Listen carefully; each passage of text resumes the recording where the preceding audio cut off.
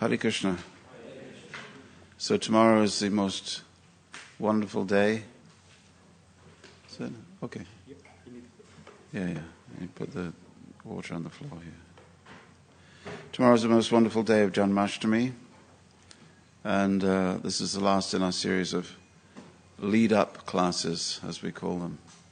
4 or 5 days of leading up to the one day of the year when it seems the whole world and his mother and father and brother and sister become Krishna conscious and come to Bhaktivedanta Mana. Isn't it wonderful? If the whole world could be like that on the other 364 days. We are the International Society for Krishna Consciousness. It's what we do, Krishna consciousness. It's what we try to do. It's what we say we are created for.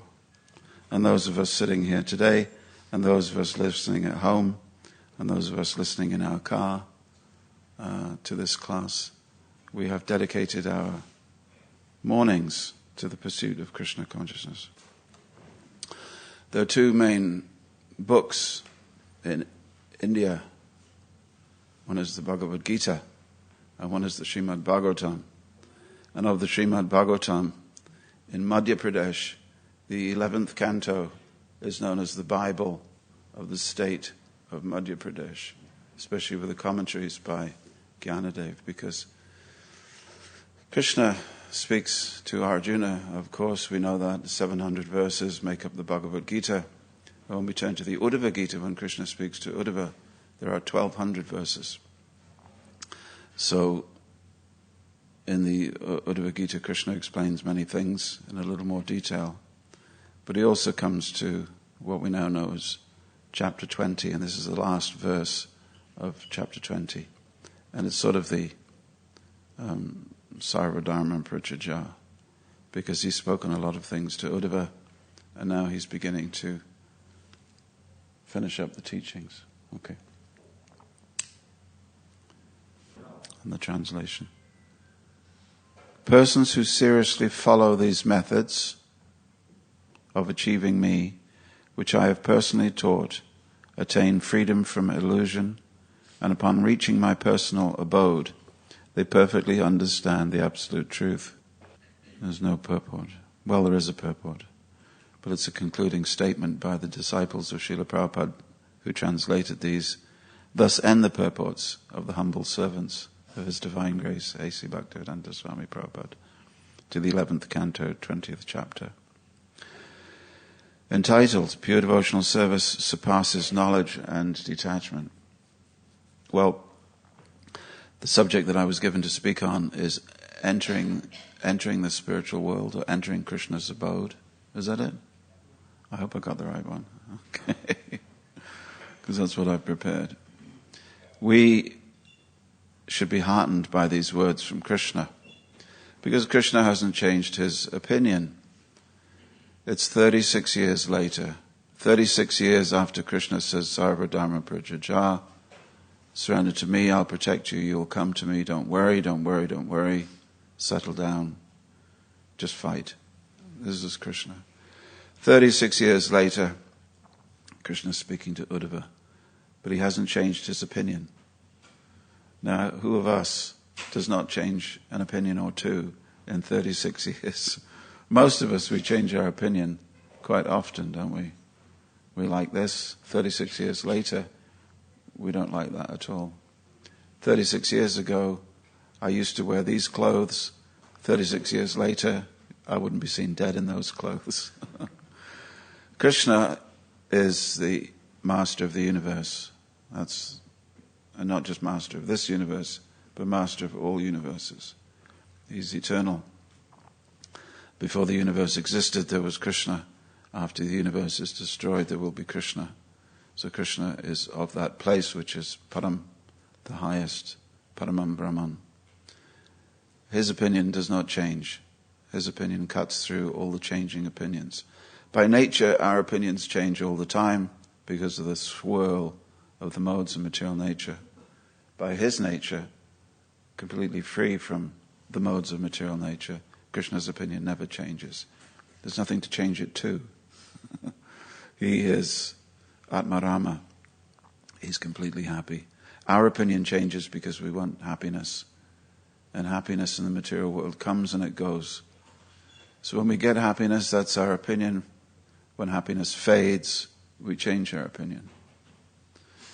And this movement, this Krishna consciousness movement, is in the business of trying to help people to change their opinion towards Krishna's opinion. We don't have an opinion of ourselves. We are servants of Krishna's opinion. So I thought I would begin with this verse. The other verse that Krishna says, that if you follow the things that I've taught, Krishna says in this verse, if you follow the things that I've taught, you'll enter my abode. So since I was very young, I was always attracted to the idea of doorways to another realm. You ever read stories like that? He entered a door, he entered a secret garden, or he entered the doorway to... I was captivated by the idea of walking through a wardrobe and getting to Narnia, not Nadia. Nadia would have been nice, but Narnia. Or I was captivated by the idea of the H.G. Wells time machine, or Doctor Who. You could just open the door of a telephone box and be in another realm, another space-time dimension.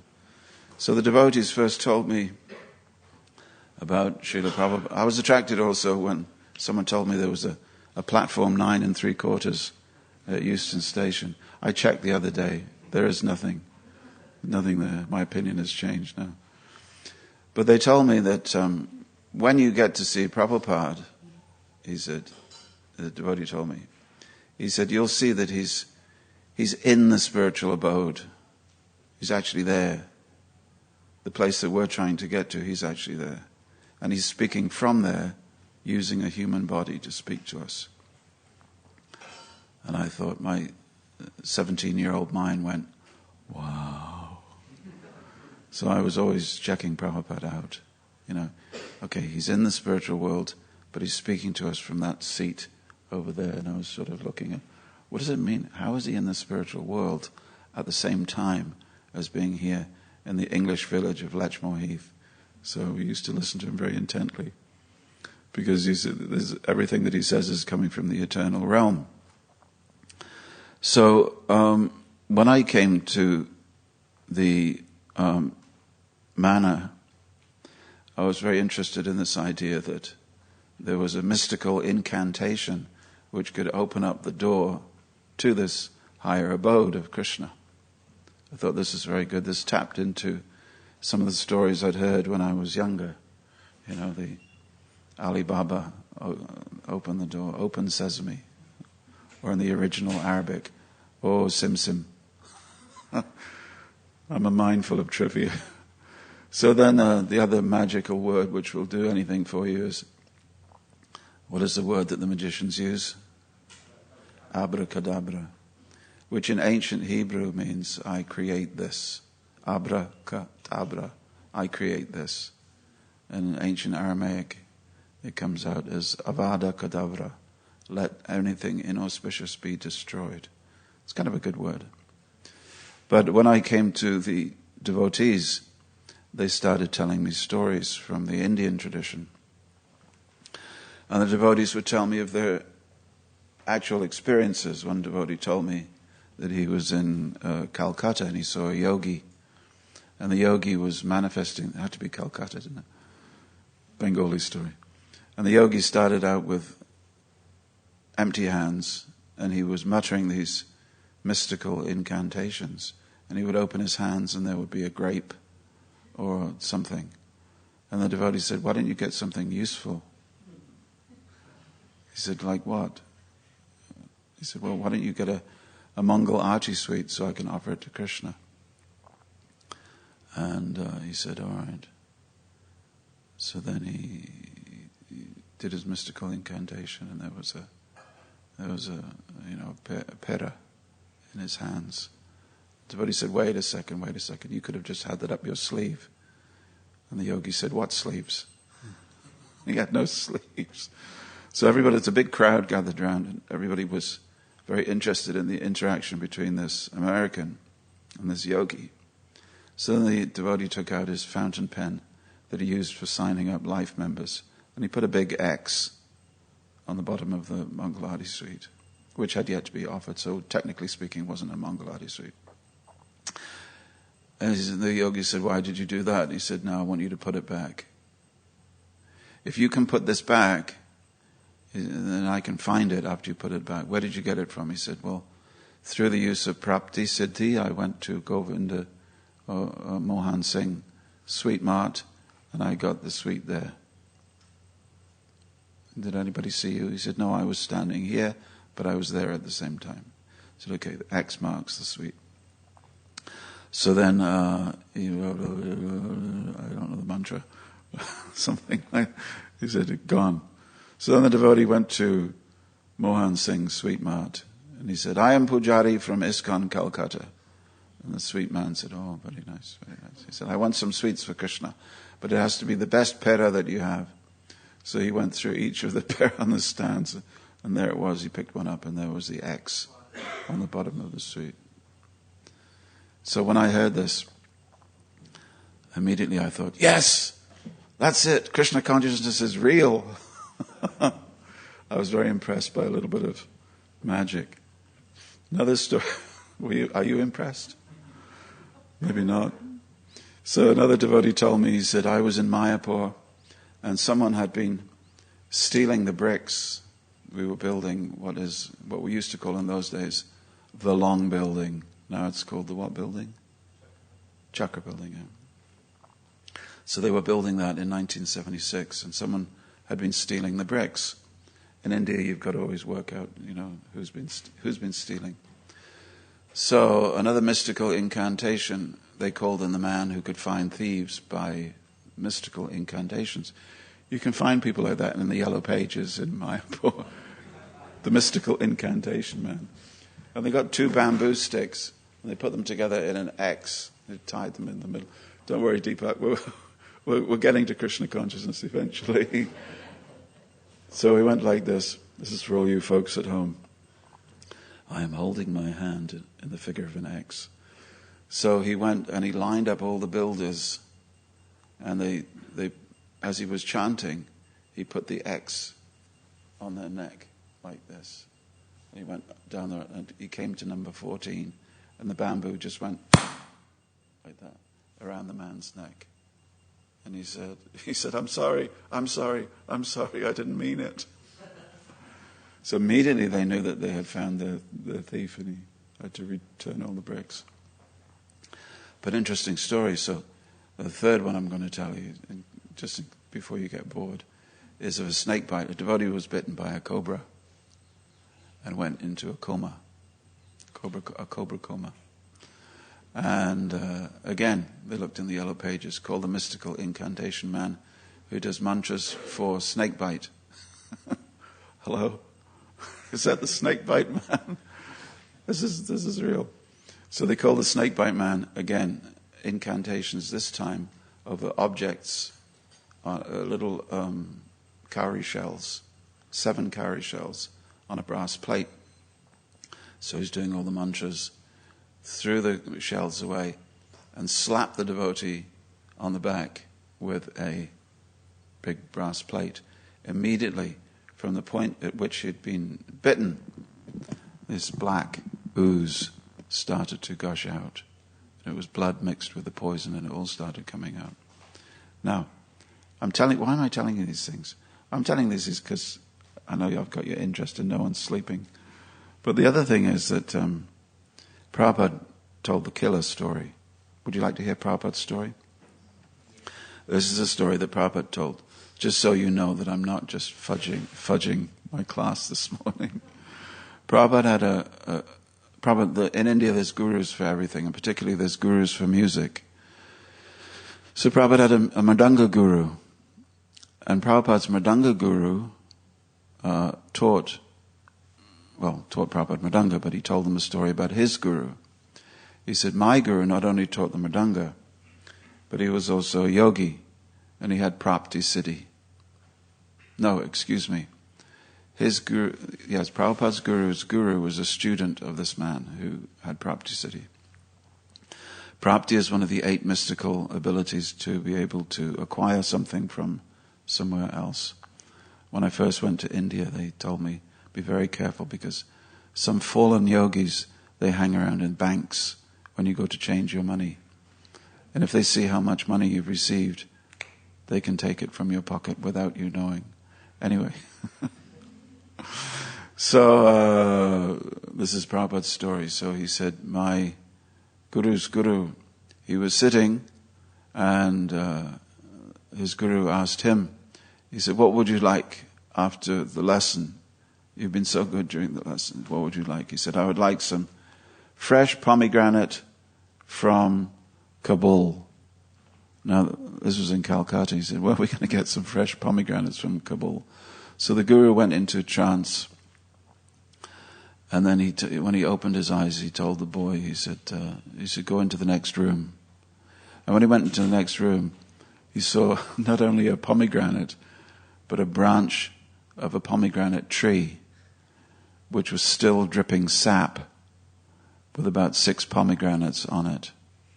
So he told his Guru, his disciple, and his disciple told Prabhupada.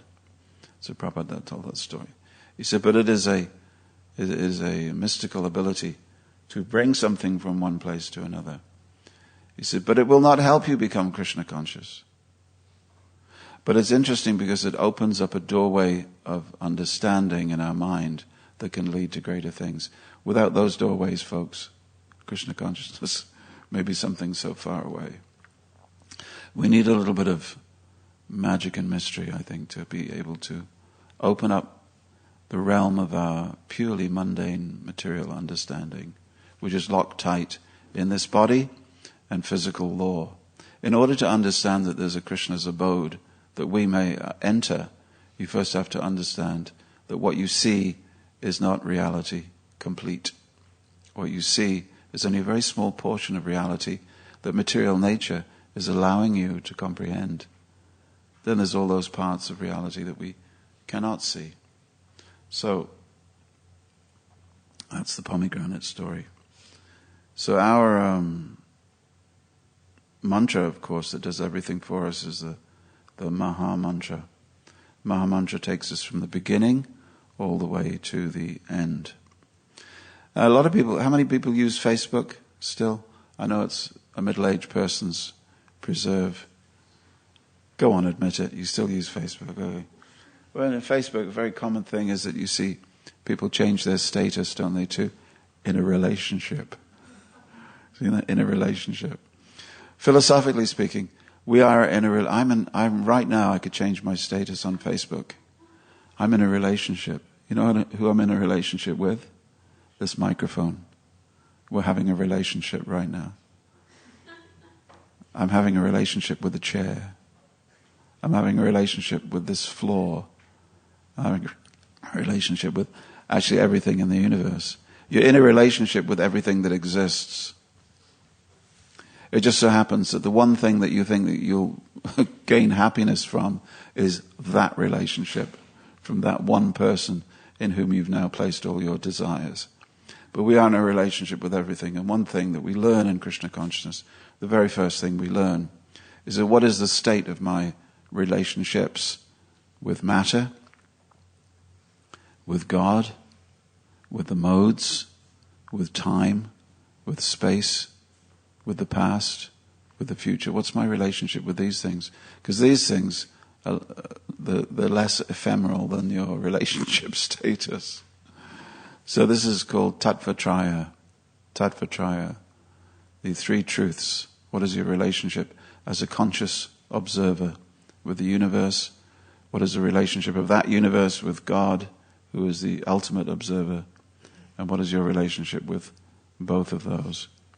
And each school of philosophy purports to explain your state of relationship with those entities, those metaphysical entities.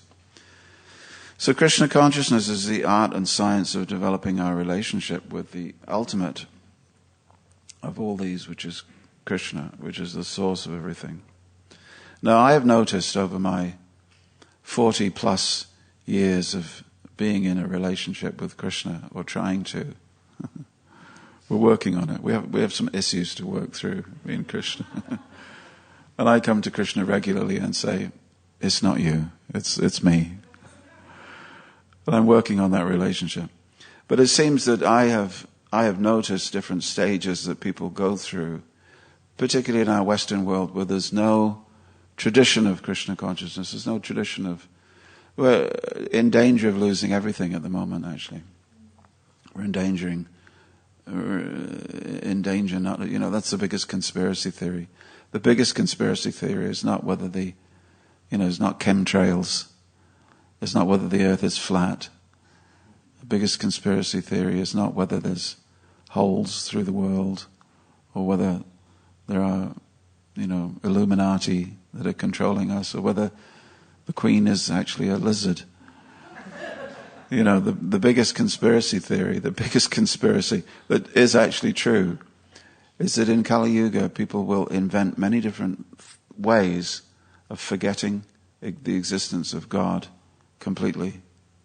That's the danger. That's the conspiracy that we're in the middle of right now. And it is rampant. It's going on everywhere. And it's a tidal wave. Who's ever seen a tidal wave? You ever seen a tidal wave? You've seen it? Like the Boxing Day tidal wave in Sri Lanka. No one could have stood there with their hands up and held back this tidal wave. It's incredible. Incredible. The wave of anti-godness that's in the world. First they started with anti-Christianity. And for some of us we might think, well, that was good because Christians, blah, blah, blah. But next is you, when they've got rid of the Christians in all the different countries of the world and replaced it with totalitarian regimes based on pseudoscience. Next will be the Hare Krishnas. They'd love to get us.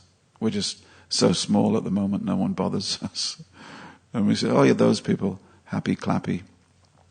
The foolish fellows that dress in the brightest colour known to God and sing and dance their way banging a tambourine down the street. They're either on drugs, they're mad, or they're so small that we can't worry about them. In Poland, it was the other way. The government got really worried. In countries where they really have to keep in control of the people, then they get worried about the devotees. There was 5 devotees in Poland, but they distributed books everywhere. And they distributed so many books, the government became concerned because they started seeing this, religious literature, anti-communist.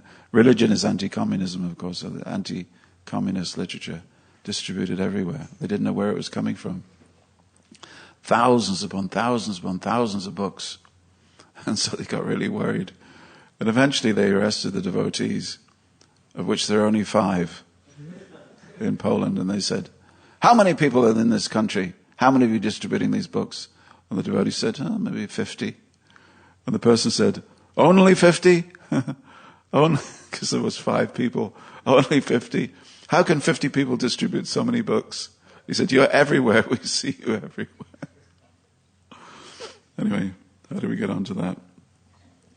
So the first step in coming to Krishna consciousness, and this is found in no book. I thought about it yesterday.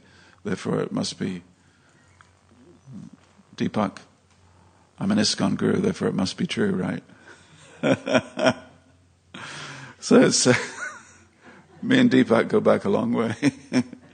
So the first step I have seen in people is to first acknowledge that there is something beyond this world. It's kind of the first step. And that beyond may be the source of everything. You can call it God if you like, but, it's a sort of all-pervading God.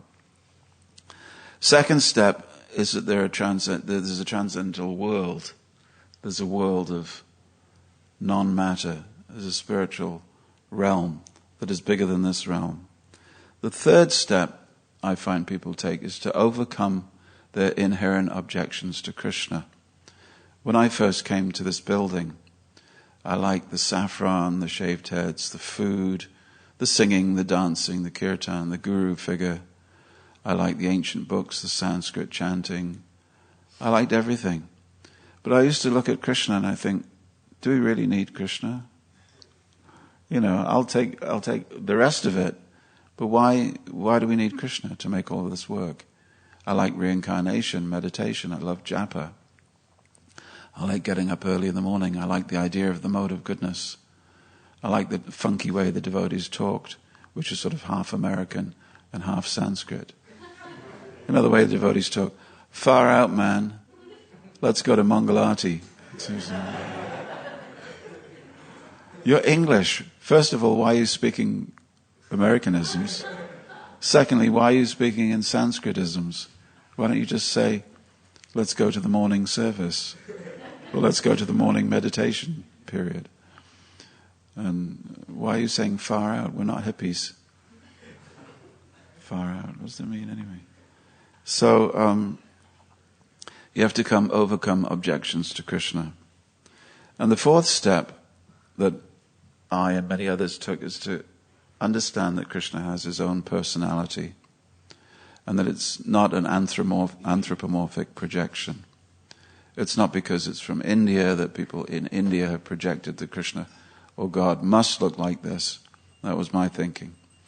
Krishna has a dhoti and a turban because that's what people in India thought God must look like at that time. We, instead of making an anthropomorphic projection, we must think theomorphism. Theomorphism means that God is like this and therefore we are like this because God is like that. It's a switcheroo that has to happen in the brain. Fifth thing is to accept the possibility. Are we okay with this? Going through a made-up list. Fifth thing is to accept the possibility that there's a relationship between this soul and the Supreme Soul. And then I can enter into that relationship. And then the sixth is to make a choice in your life to specifically cultivate that relationship by remembrance of Krishna, which is Krishna consciousness, brought about by acts of service. One time, you know that when we offer birthday candles to Krishna, it's meant to be ghee lamps actually in the temple, but we offer children's birthday candles. It's a long tradition that started before we knew that there was a thing called ghee. So every year we offer these birthday candles to Krishna. And everybody from India goes, oh, very nice. So one time they were offering the candles to Krishna during the month of Kartik, and they asked Prabhupada, they said, why are we offering candles to Krishna? Prabhupada, simply to increase your love. Just to increase your love, that's all. One time a devotee tried to get Prabhupada to say that book distribution was the highest possible thing that any human being could do, which is what book distributors had to hear from Prabhupada in order to carry on doing it, because it was so difficult. So he sort of asked the question in such a way, he told me the story, he asked the question in such a way, he said, Prabhupada, what is the highest service, what is the highest service that will please you the most? And Prabhupada said, simply, somehow, in this human form of life, try to develop your love for Radha and Krishna. Devotee's face went down. He was trying to, and Prabhupada was probably thinking, you're trying to manipulate your guru. I know what's going on. So, the seventh, and this is the important thing I want to tell you, and this is because we make a lot of devotees, a lot of people come, because Krishna consciousness is wonderful. But have you ever noticed, me and Yadubar are sitting here, we're both Prabhupada disciples and Guru Charana Padma, we look around the room, and everybody's different. Even since the last time Yadubar was here, everybody's changed. Did you know we changed the entire ashram just before you came? And if you look at the Vyasa Puja offering books of yesteryear, you find that all the names have now gone. So this phenomenon, we call it the ISKCON revolving door. We make a lot of devotees, but we lose a lot of devotees as well. Deepak, you're disproving the statistics. So why do we lose so many devotees? And I think it's because of the difficult seventh step. What is our seventh step? To hold on to your personal, individual relationship with Krishna, despite temptations to reduce it, avoid it, enjoy it prematurely, or to even deny it. A devotee came to me one time and he said, Kripamoya, I don't think I've ever been a devotee. You heard that one before? I don't think I've ever been a devotee. I said, of course you were leading kirtan, you won several marathons, you've given great classes, you've been a manager in ISKCON. I mean, if you're a manager in ISKCON, you've really climbed the tree of devotional life. You can't even get higher than that. So I said, how are you thinking that? He said, because I'm just looking back at all those experiences of my early Krishna consciousness, and I just think it was just something that I was going through, a state that I was in, an emotional neediness that I had that sent me in that direction. And the devotees were so nice to me that I joined. But Krishna consciousness gave me a space to explore the other side of life. But I think I've come out the other side now, and I don't feel that I want to be a devotee anymore. How many people think like that? It's when the mind dominates the spiritual experience. Okay? It's like in martial arts. Okay, Adam? When anger dominates your inner peace, you can't think straight. You don't know whether to punch or kick because you're just dominated by anger. And anger is an expression of an emotion. And to really be a fighter, Jai Shri Krishna, to really be a fighter, you can't allow anger to dominate you. Back me up, can you? You can't be in that place where there's anger. You have to be in that inner peace. That's why meditation and good fighting go together. As we told Frank Bruno one time. So many people fall at this point. And it's interesting that the early Christians, they also talked about this. They had something called the 8 deadly thoughts. The 8 deadly thoughts for a spiritual practitioner. And they go through the usual ones like lust, anger, and greed. Do we agree with Christianity on this point? Lust, anger, and greed. Envy, madness, illusion. Yeah, we do.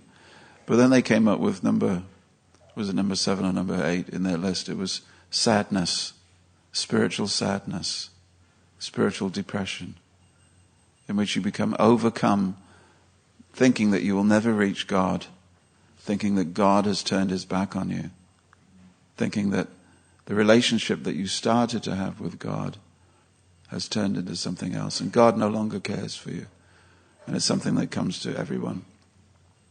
So we agree with that. And then later on they dropped that, and they just kept 7 of them. So they dropped out acedia, or sadness, and it just became the 7 deadly sins, because the Pope in the 6th century said, it's all very well having 8 deadly thoughts, but we need to turn them into 7. We need to turn them into deadly sins. So people have got to know in a concrete way what to do. It's just like Prabhupada did for us, really, in one way. The 4 regulated principles are cleanliness, austerity, mercy, and truth. And Prabhupada turned them into specific concrete actions that you should not take. No meat eating, no illicit sex, no gambling, no intoxication. Because it makes it very concrete. No, no, no, no. Instead of cleanliness. Well, that could mean anything. It could be interpreted in any way. Anyway. So what is this sadness as a form of self-pity? Do you ever wallow in your own self-pity? I'm not a devotee. I'm never a devotee. I've never been a devotee. I never will be a devotee. Put your hand up if you ever been at that. There's little hands coming out. Okay, well, those of you who don't have your hand up, you wait. You wait. It means discouragement. Okay, I'll skip those. So, a preacher, a teacher, a guru, a shiksha guru, a vartma pradarshika guru, a patha pradipaka guru, a mentor, whatever you want to call them, they're the ones who simultaneously do 2 things. They encourage you to move on, move up, move forward. But also at the same time, they curb your pride by saying you're not there yet. They sort of have to. It's very interesting. Every Monday night I read Krishna book to a small group of devotees, about 30 devotees. We've been reading Krishna book for years, like 5 years. And, it's wonderful just to read Krishna book together. Try it. If you don't do it. Prabhupada said, householders are meant to read Krishna book and hot milk. I never met a couple that did it yet. It used to be the thing to do. So in this, we're studying Rukmini Haran, the kidnapping of Rukmini. And Balaram comes because, as we heard the other day from Jai Krishna Prabhu, that Balaram comes to assist Krishna in his pastimes by protecting him and by assisting him in different ways. And Balaram came with his army to protect Krishna when he discovered that Krishna had left the night before without him. So Balaram comes to catch up, joins the battle. Krishna has kidnapped Rukmini. Rukmini's brother comes chasing after, whose name is Rukmi. And, of course, Krishna is going to, get rid of Rukmi. But Rukmini asks him, no, please spare my brother. And then Balaram does a very strange thing. Balaram, who's Adi Guru, or the original guru, the original preacher, he says one thing to Rukmini, and he says completely another one to to Krishna. To Rukmini, he says, you should know that Rukmi has done a very bad thing. This is, we are Kshatriyas. Our code is that we do fight, and sometimes we harm each other, sometimes we kill each other. So for Krishna to kill your brother in battle, there's nothing wrong. No harm is there. And then immediately Balaram goes to Krishna and he said, Krishna, how can you possibly harm Rukmi? How can you possibly harm him? If you think that by kidnapping Rukmini, you are now her husband, that makes her brother your brother-in-law. And how can you harm your brother-in-law? So he's preaching on the same chariot. He's preaching because an expert preacher preaches by giving the relevant information that each person will be lifted up in their understanding and the situation will be saved. So for Krishna, the situation was saved by not harming Rukmi, except snipping off his moustache and half his beard and half his hair and saying, get lost. Go on, get lost. And for Rukmini, the situation was saved. But she also had to understand Kshatriya codes. So this is the thing. An expert preacher may say to one devotee, the spiritual world is yours for the taking. It's very, very close. There's only a thin veil of Maya, just like a thin lace curtain separating you from the spiritual world. Now go, just be very dedicated in your life and you will reach that in this very lifetime. And to another person, to another devotee, the preacher may say, there is no chance of someone like you ever reaching the abode of Krishna in this life. You are so fallen. Now give up your pride, give up your melancholy, give up your self-pity, and be a devotee. So you see, one is reducing the pride, one is giving the person a little self-respect, a little self-pride. But the expertise of a preacher is to know what to do. Prabhupada was sitting in Vrindavan, and he was surrounded by his sannyasi disciples, and he was speaking to them. So renunciation, Vrindavan is for renunciation. You should understand that nothing in this material world can give you happiness. This is why you have taken sannyas. You understand? There is no pleasure here in this world. So they were very soberly nodding before Prabhupada. And then one devotee remembered that there was a devotee who wanted to ask Prabhupada if he could get married in Vrindavan. I think he was the temple president that came to, wanted to get married. So the sannyasi who had just heard Prabhupada, he came and he was thinking in his mind, oh, you're going to get it. Prabhupada is in such a mood of renunciation right now. You're going to get it. This should be fun. And he was imagining that Prabhupada was saying, so, you want to get married? to a woman here in Vrindavan, the place where the Rasa Leela is performed, where Krishna is the only enjoyer. You want to get married here? You're interested in sense gratification. So this devotee was imagining what Prabhupada was saying. He went and got the devotee. Devotee sat in front of Prabhupada, surrounded by sannyasis. Prabhupada said, yes. Well, Prabhupada, I was thinking I would like to get married. Prabhupada looked at him and said, oh, that's a very good idea. But Prabhupada, I've been told I shouldn't stay in Vrindavan if I get married. Prabhupada said, who said that? He said, no, married man, very good in Vrindavan. And you can do business also. The sannyasis are all unhappy. They thought, he said this, but he said this. So the preacher, and everybody should have, if you want to have a relationship with Krishna, you should have a relationship with a preacher in your life who will tell you with expertise exactly what you need to know today. Next week may be something else. Last week may have been something else. But what do you need to know today to move forward in your spiritual life? Okay. Therefore it is said that a good preacher has to comfort the afflicted and afflict the comfortable. A person who is sad, who is grieving, who just can't cope with the material world, is afflicted in many ways by adibhotik, adidaivik, and adhyatmic klesha. And the preacher comes and comforts them. Don't worry. Your life will be all right. It'll get better. It's just the nature of the material world. Don't worry. A person who's comfortable in the material world, the preacher comes and afflicts them and says, give up your attachment to this world. It will never make you happy. So a preacher does both things because people need both things at different times. So Prabhupada said in Bhagavad Gita chapter 13, he says that material nature gives us an opportunity for going to the spiritual world, to entering the kingdom of Krishna, to entering Krishna's abode. This life is an opportunity to prepare ourselves to go to that destination. That's all it is. You ever been in the first class waiting room in Calcutta? Calcutta train station, Howrah train station. In the first class waiting room. You know what makes it first class? The rats are bigger. I've never seen a rat as big as a cat. This is the waiting room in Howrah train station in Calcutta. First class.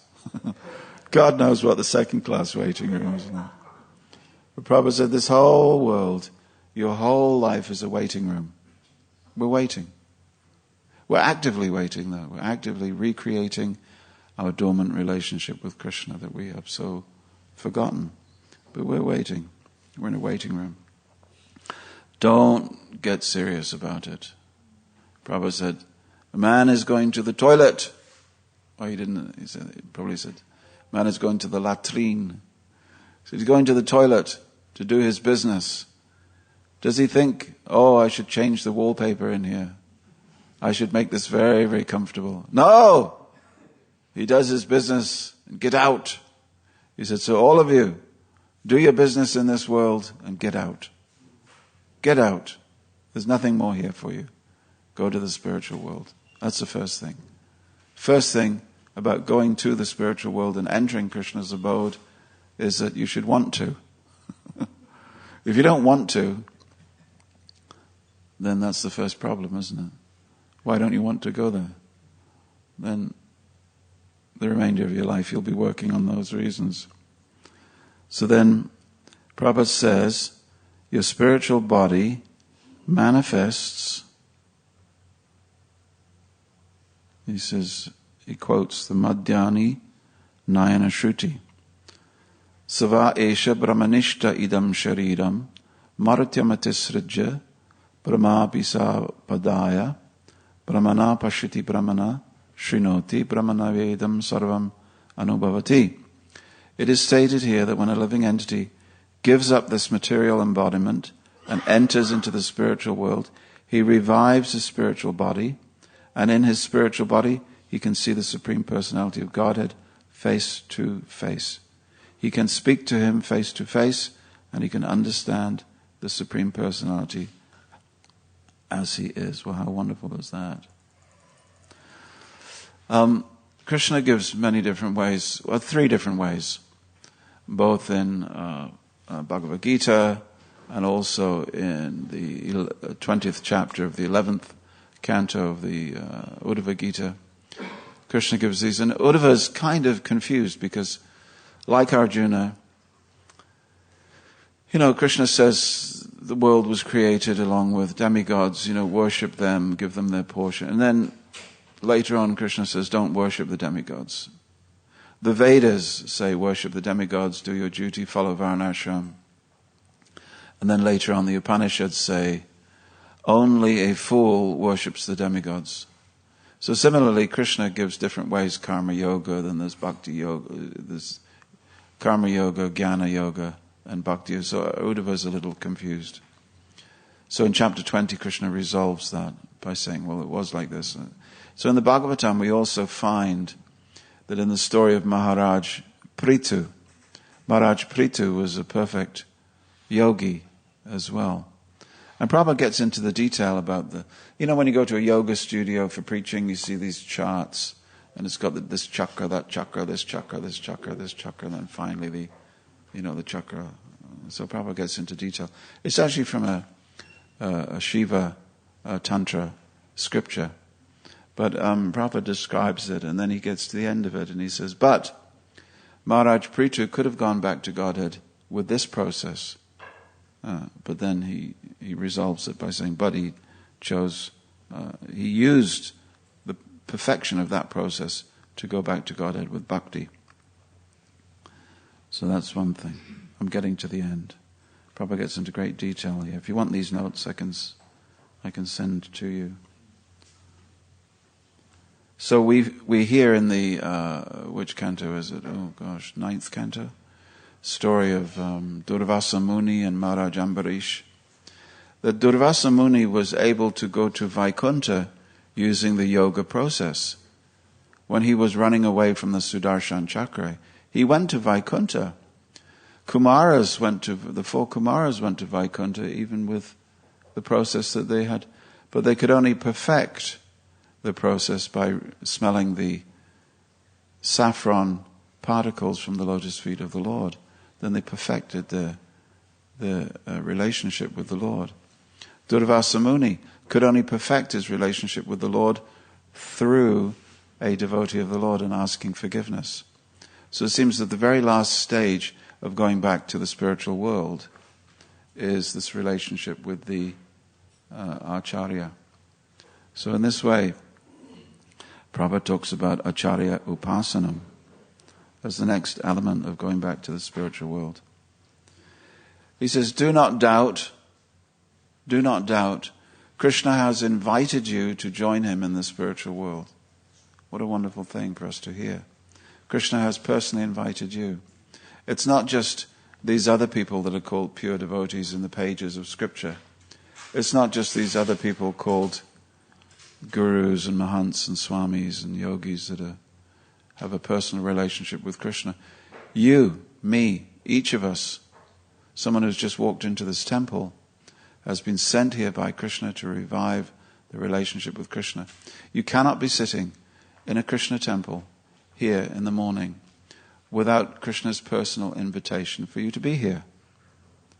And if you've been personally invited by Krishna to come to his temple, it means that Krishna is interested in his relationship with you and your relationship with him. What a wonderful thing that I have a personal relationship with Krishna, that Krishna is invested in. Krishna is invested in that relationship and will help me. As Prabhupada said, you take one step towards Krishna, Krishna will take 10 steps towards you. So Krishna is personally investing his time and his energy to bring you back to him, which is a wonderful thought. Not just a mechanical thing, but as a personal invitation. If you go to Krishna in the spiritual kingdom, Prabhupada says, in Los Angeles in 1968, he says, your individuality will be there, but you will have that spiritual body. There is no perplexities. Just like your body is different from the body of the aquatics. The aquatics, they have no disturbance in the water because their body is made like that. Similarly, because you are spirit soul, you cannot live peacefully in this material world. This is foreign. But as soon as you enter into the spiritual world, your life is eternal, blissful, and full of knowledge. But he said it is not so easy, therefore he talks about pleasing Krishna. And then we go on to, in this age of Kali, it is very difficult to adopt the yogic process unless one is very expert. The best course is to follow the means of Chaitanya Mahaprabhu, Sri Krishna Sankirtanam. This chanting penetrates the universe, Prabhupada says. So it is not just me and my japa, it is you in the holy name of Krishna, which is the lifeline that has been sent by Krishna to you. Just indulge me for 30 more seconds. And listen to this one from the teachings of Lord Chaitanya. This is what happens when you've been chanting Hare Krishna for some time. When you've been chanting for some time. Prabhupada says, the devotee increasingly feels the absence of Krishna. For without him one cannot drink the nectar of his beauty. When the transcendental sound of Krishna's flute is heard, that means as a practitioner. Prabhupada said one day, you will hear the sound of Krishna's flute when you are chanting his names. He said that. He said, and then you will turn around and you will see him face to face. This is how it happens. He said, when the transcendental sound of Krishna's flute is heard, the devotee's anxiety to continue to hear that flute enables him to penetrate the covering of the material world and enter into the spiritual sky, where the transcendental sound of the flute enters into the ears of the followers of the gopis. Okay. Then Prabhupada, in London, he says, you have to go through the doorkeeper. He says, to get to Krishna, you have to go through the Guru, who is the doorkeeper. Then finally he says, follow the regulative principles, etc., etc. But he says, finally, I'm always happy to hear of increasing book sales. We come to this point. He said, these reports are very encouraging to me. Our real business is to print and distribute books. By doing this business, you're all becoming recognized by Krishna. So then he goes further, he says, by doing all these things, following the rules, chanting 16 rounds and studying my books, you'll finish your business in this material world, in this life, and enter into the spiritual world to live with Krishna eternally. Don't become discouraged by so-called problems. Make your program simple. That is to say, always make sure that you are somehow or other engaged in Krishna's service, and the best service is preaching. I had to say that tonight. He goes, this class is good. He says, or engaging others in Krishna's service. So continue in this way and be happy. Hare Krishna. You got 2 more minutes? Read from the Brahma Samhita? Yeah? Okay. Thank you for a wonderful step-by-step process. Thank you very much. It's my job. But we hear that... Yeah, we haven't finished yet. Okay. This is a meditation, so if you close your eyes, we have a meditation. Okay.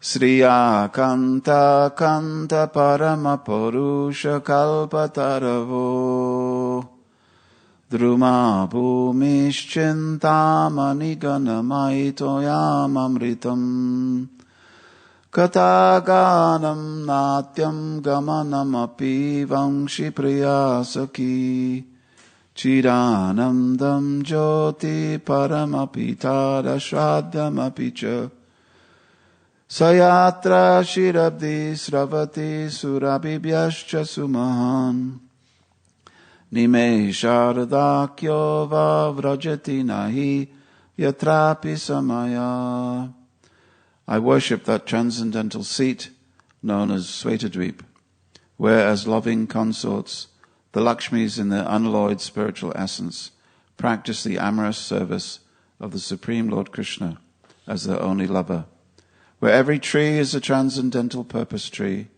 where the soil is the purpose gem, all water is nectar, every word is a song, every gate is a dance, the flute is the favorite attendant, effulgence is full of transcendental bliss, and the supreme spiritual entities are all enjoyable and tasty. And it goes on. And a rendition by an old friend of mine.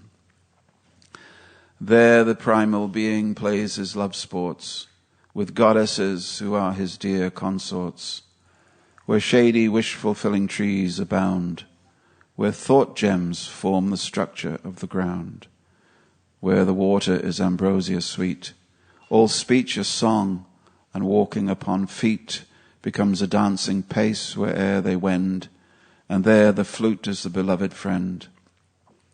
There is the light of supreme conscious bliss, who relishes fond joy and relished is, where the milk flows in abundance from the kine, nor is there a moment's passage of time. I thus adore that sacred island of white, where herds of kine abound, Goloka height, which is restricted from the mundane view, known only in this world by very few. Now when mighty Vishnu this prayer had heard, he with the great progenitor conferred and said, O Brahma, if you should incline, endued with glory and wisdom divine, to manifest the world and procreate, a fair increase the world to populate, then hear the method whereby you must strive. From me this science in these verses 5. When pure wisdom has awakened within, the soul by practice of the discipline of devout worship piously maintained, then transcendental bliss will be obtained. Supreme devotion is then realized. Pure love of God is thus characterized. By recourse to valid testimony and devout conduct practiced constantly, the self within the self is then perceived, whereon supreme devotion is achieved. There is no more auspicious path than this, whereby is accomplished the highest bliss, and who would strive thus assiduously should direct their pious worship to me. Abandoning all other righteous ways, adore thou me exclusively always. For whatever faith each may entertain, perfection in conformity attain. As people act according to the laws of action for some particular cause, those who act in contemplation on me attain supreme devotion's ecstasy. I am he who the universe begot, the seed of all that move and moveth not. As primordial nature I prevail, and verily I am the supreme male. By power devolved, invested in you, O Vidhi and devotees, now create the world anew. Hare Krishna. Srila Prabhupada ki jai. Srila Prabhupada, the unlocker of the door to the spiritual world ki jai. Hare Krishna. Grantaraj Srimad Bhagavatam ki jai.